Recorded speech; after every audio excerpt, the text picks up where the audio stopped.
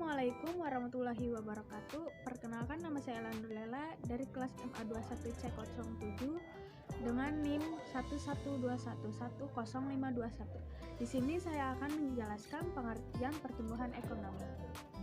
Pengertian pertumbuhan ekonomi, proses perubahan kondisi perekonomian suatu negara secara berkesinambungan menuju keadaan yang lebih baik selama periode tertentu. Menurut Sadono Sukirno, pertumbuhan ekonomi ialah proses kenaikan output per kapita yang terus-menerus dalam jangka panjang. Prof.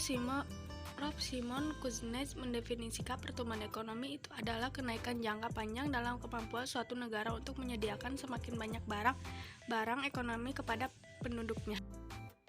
Indikator atau pengukuran yang digunakan untuk menghitung tingkat pertumbuhan ekonomi, produk domestik bruto (PDB), yaitu nilai barang dan jasa dalam suatu negara yang diproduksikan oleh faktor-faktor produksi milik warga negara tersebut dan negara asing.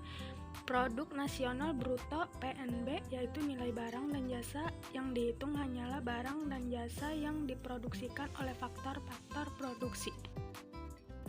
Pentingnya pertumbuhan ekonomi dan peningkatan kesejahteraan, pertumbuhan ekonomi dan kesempatan kerja, pertumbuhan ekonomi dan perbaikan distribusi pendapat, persiapan bagi tahapan kemajuan selanjutnya.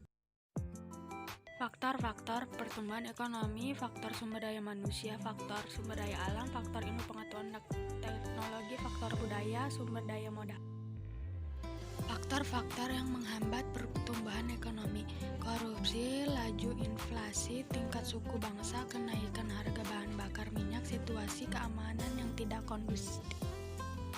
Struktur perekonomian dapat dilihat dari 4 sudut tinjauan: struktur ekonomi dari tinjauan makro sektoral, struktur ekonomi dari tinjauan keuangan, struktur ekonomi dari tinjauan penyelenggaraan kenegaraan, struktur ekonomi dari tinjauan birokrasi pengambilan keputusan. Sekian dari saya, mohon maaf jika ada kesalahan. Wabillahi taufiq wal hidayah. Wassalamualaikum warahmatullahi wabarakatuh.